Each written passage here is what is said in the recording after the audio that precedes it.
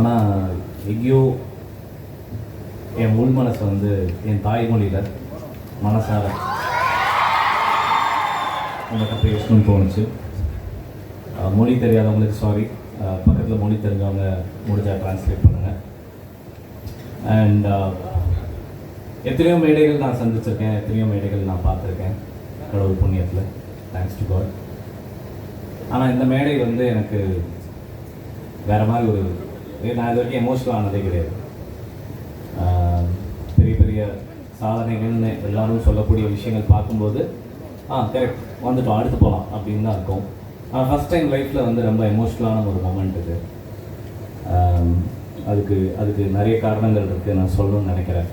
நான் இது வரைக்கும் காலேஜில் உண்மையை சொல்லணும்னு நினச்சதே இல்லை. ஆனால் அன்ஃபார்ச்சுனேட்லி இன்றைக்கி உண்மையை மட்டும்தான் பேசணுன்ற ஒரு சூழல் இருக்குது. இடையில என்னென்னா ஏப்பா எல்லாருமே கோல்டு மெடலிஸ்ட்டுன்னு சொன்னாங்க, அதுக்காக கை தட்டாமல் இருக்காங்கப்பா, நம்மளும் ஜாலியாக இருக்கணும்ப்பா. So B interactive. கொஞ்ச காலமாகவே பொய் சொன்னால் இருமல் வர ஆரம்பிக்குது, அது ஏன்னு தெரில. அதனால் முடிஞ்ச வரையும் நான் இப்போ உண்மையை சொல்கிறேன், பொய் சொன்னேன்னா இருமிடுவேன். ஓகே, நான் இந்த காலேஜில் வந்து பயங்கரமான ஸ்டூடெண்ட். என்னை பார்த்தா பயங்கர டிஸ்டிங்ஷனான ஒரு பையன் தோணும். ஆனால் ஒன்று,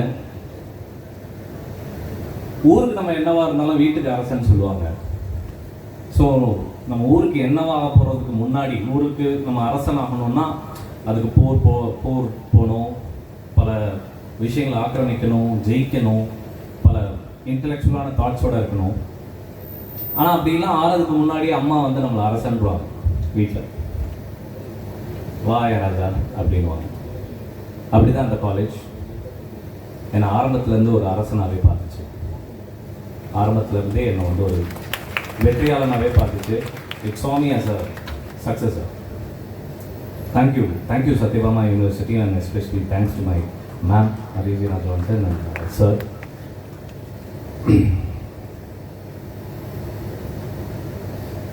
ஜென்ரலாக நான் பண்ணுற படங்கள் வந்து அங்கேருந்து எடுத்தேன், இங்கேருந்து எடுத்தேன்னு நான் இன்றைக்கி ஒரு உண்மையை சொல்கிறேன். நான் என் வாழ்க்கையில் நான் பார்த்த விஷயங்கள்லாம் தான் எடுத்திருக்கேன். அப்படி சொல்லணும்னா ஒரு உதாரணத்துக்கு உங்களுக்கு டக்குன்னு கனெக்ட் ஆகிறதுக்கு ராயப்பன் பிகில்,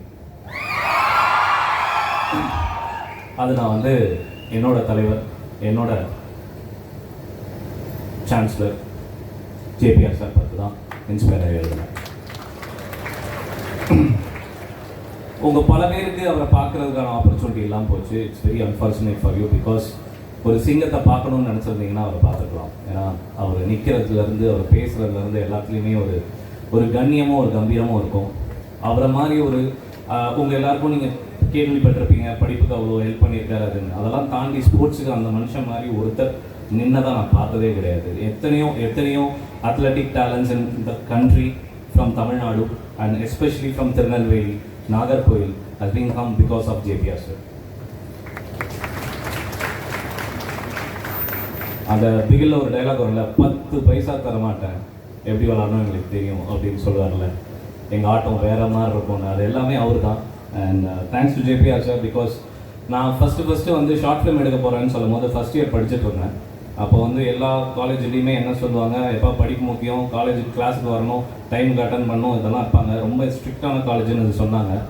நான் வந்து ஷார்ட் ஃபிலிம் எடுக்கணும் அப்படின்னு ஃபஸ்ட் இயர் காலேஜுக்கு வந்து 5வது நாள் என்னோட HOD பிரவீனா மேம்கிட்ட போய் சொன்னேன். நேராக மேம்கிட்ட கூப்பிட்டு போனாங்க.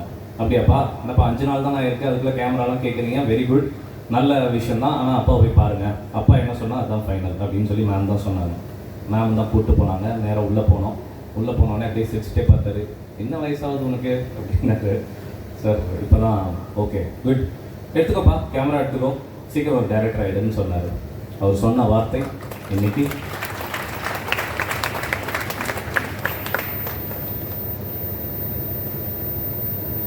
இப்போது உதாரணத்துக்கு உங்களுக்கு சொல்லணுன்னா, ஒரு மரம் பார்க்கும்போது அது வெளில ஒரு பெரிய ஸ்டெம், ஒரு ட்ரங்க், ஒரு வேர்வு, அதாவது என்ன சொல்கிறது, கிளை விட்டு இலை விட்டு பழம் விட்டு அப்படின்னு அப்படியே செழிப்பாக இருக்கும். அதுலேருந்து நிறைய பேர் நிறைய எடுத்துப்பாங்க. ஒரு புறா வரும், பறவை வரும், என்னமோ எடுத்துப்பாங்க. அது அது நம்ம எல்லாமே பார்த்துருப்போம். அதான் ஒரு மனுஷனோட வளர்ச்சி. ஆனால் அதே மரத்துக்கு கீழே வேரூன்றி எந்த எதிர்பார்ப்பும் இல்லாமல் எந்த மெயின்டெனன்ஸ் இல்லாமல் வேரூன்றி ஆழமாக இருக்குல்ல அந்த கிரவுண்டட்னஸ், அதுதான் என்னோட சத்யபாமா, அதுதான் என்னோட ஃப்ரெண்ட்ஸ், அதுதான் என்னோட ஃபேமிலி, அதான் என்னோட அப்பா அம்மா, அதுதான் என்னோட கூட இருக்கிற எல்லாருமே.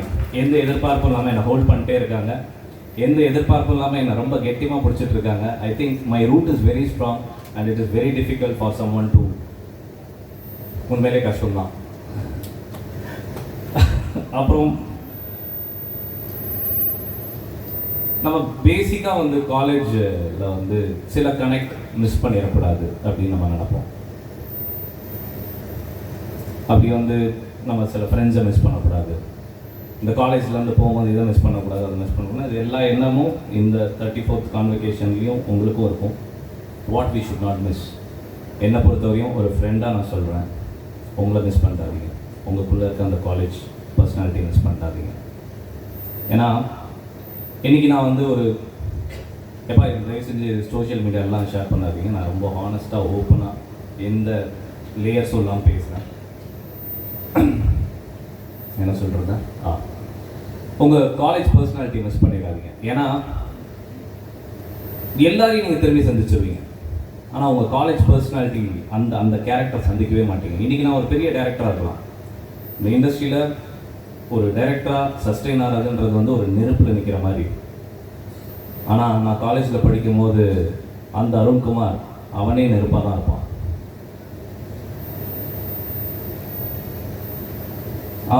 நான் இப்போ 5 மணி நேரம் தூங்குறேன், அவன் 2 மணி நேரத்துக்கு தான் தூங்குவான்.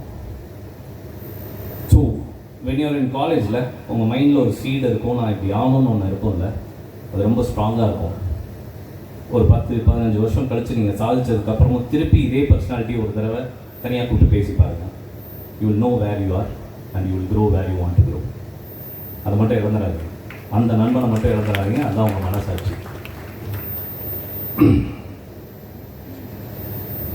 பெரும்பான்மையாக ஒரு காலேஜ் என்ன சொல்லிக் கொடுக்கும், ஒரு யூனிவர்சிட்டி என்ன சொல்லிக் கொடுக்கும், நல்லா படிக்கணும், ஒரு கேம்பஸ் இன்டர்வியூ, வேறு கிடையாது. அது மட்டுமே கிடையாது, அது மட்டுமே கிடையாது. ஒரு நல்ல மனிதன், ஒரு நல்ல ஃபேமிலி மேன், வாழ்க்கையில் சாதனைன்றது ஒரு நல்ல ஃபேமிலி மேனாக இருக்கிறது மட்டும்தான், வேறு எதுவுமே கிடையாது.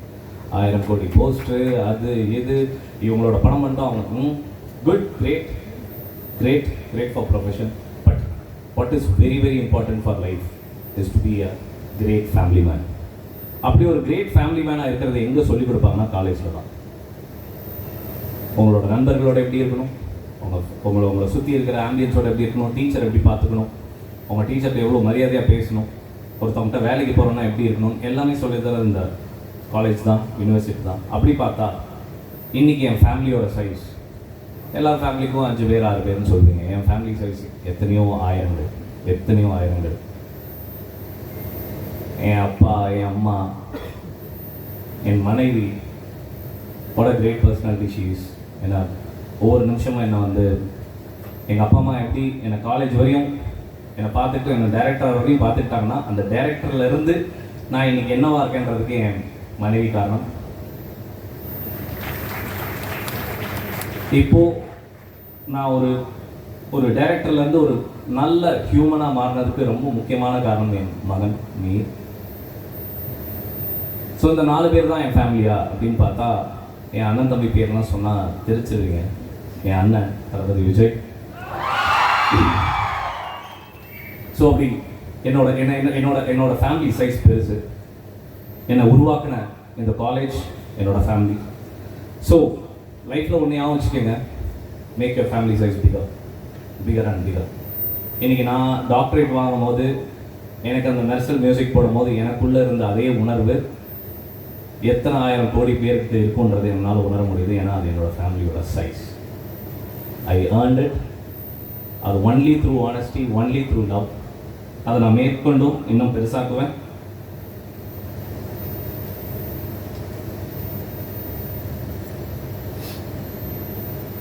முக்கியமாக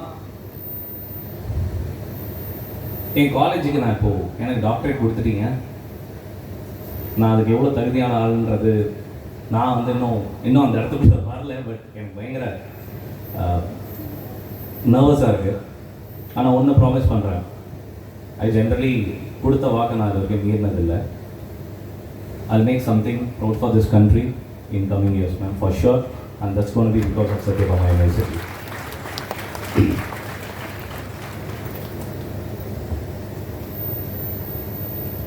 என்னோட ப்ரொடியூசர் வேறு இங்கே இருக்காரு, இப்போ தான் பார்த்தேன் சார். உங்களை கனெக்ட் பண்ணி தான் சார் சொல்கிறேன். அடுத்த பணத்தில் தெரிக்க விட்டுருவோம் சார். இது நம்ம ஊர் மட்டுமே நம்மளை பார்க்கக்கூடாது, உலகம் நம்மளை சுற்றி பார்க்குறதுக்கு நம்ம முடிஞ்ச வரையும் போராடி ஏதோ ஒன்று பண்ணிடலாம் sir. And that is what I meaning you.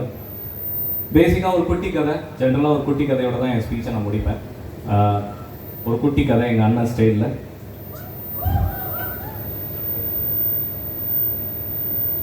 தேங்க்யூம்மா, தேங்க்யூ அப்பா, தேங்க்ஸ் ஃபார் கம்மிங். நான் எங்கள் அப்பா அம்மா ஜென்ரலாக நான் வெளில காமிக்கக்கூடாதுன்றதில் ரொம்ப தெளிவாக இருந்தேன். ஏன்னா அவங்களுக்குன்னு ஒரு ப்ரைவசி, அவங்களுக்குன்னு ஒரு வாழ்க்கை இருக்குது. அது என்னால், என்னோட இந்த செலிப்ரிட்டிசம்னால அவங்களுக்கு அது குறைஞ்சிடக்கூடாதுன்றது ரொம்ப தெளிவாக இருந்தேன். But this is the stage. I want my parents to be there. Thank you அப்பா, தேங்க்யூ அம்மா, தேங்க்யூ, தேங்க்ஸ் ஃபார் கமிங். என்னடா தேங்க்யூலாம் சொல்கிறானே ஃபார்மலான்னு நினைக்காதீங்க. வாழ்க்கையில் ரொம்ப சில சூழல்களில் மட்டும்தான் நம்ம அப்பா அம்மாவை நம்ம பிறந்ததுக்கப்புறம் இன்னும் சந்தோஷப்பட வைக்கும். அப்படி எங்கள் அப்பா அம்மாவை நான் பிறந்ததுக்கப்புறம் ரொம்ப சந்தோஷப்பட வச்ச நாள் மரிசேனா மேம் இந்த டாக்டருக்கு என் கையில் கொடுத்த மொமெண்ட்டுன்னு நான் நினைக்கிறேன். குட்டி கதை என்னடா ரொம்ப இதுவாக போயிடுச்சேன்றனால தான் அந்த குட்டி கதையோடு முடிக்கிறேன். ஓகே, நெகட்டிவிட்டி அடுத்தவங்க நிறைய பேசுறதை பற்றி நிறைய பேசிட்டோம். சும்மா ஒரு ஊமை கதையாக நான் கேள்விப்பட்டதை நான் சொல்கிறேன். ஒரு வில்லேஜ் ஸ்டோரி தான் அது, ஒரு கற்பனை கதை. ஒரு கோயில் இருந்துதான், அந்த கோயிலில் படி இருந்துதான், சிலை இருந்துதான். அந்த ஊரில் வர பக்தர்கள்லாம் அந்த படியை தாண்டி போயிட்டு சிலையை கும்பிட்டுட்டு க்யூவில் நின்று சிலையை கும்பிட்டு போயிடுவாங்களாம். அப்புறம் நட சாத்தியிருக்காங்க. அந்த கோயிலோட டோர் மூடினதுக்கப்புறம் நைட்டு அந்த கல், அந்த படிக்கல் வந்து அந்த சிலைக்கல்கிட்ட பேசியிருக்கு. ஏய் என்னப்பா, நீயும் கல் நானும் கல், என்னை தாண்டி போகிறாங்க, உன்னை மட்டும் க்யூவில் நின்று சாமி கும்பிட்றாங்க அப்படின்னு. அப்போ அந்த சிலைக்கல் சொல்லிச்சான், ஏக்கண்ணா உன்னை இந்த சைடு ஒரு வெட்டு இந்த சைடு ஒரு வெட்டுன்னு ரெக்டாங்கிளாக படியாயிடுற, என்னை ஒரு 1000 பேர் வச்சு செஞ்சு என்னை சிலையாக்கியிருக்காங்க, அப்போ எனக்கு அந்த மரியாதை இருக்க தான் செய்யும். ஸோ உங்கள் வாழ்க்கையில் நிறைய பேர் உங்களை வச்சு செய்கிறாங்க, உங்களுக்கு நிறைய நெகட்டிவிட்டி வருதுன்னா you will be praised and you will be worshipped. That's it. Thank you everyone. Thank you. Thanks for it. Thank you.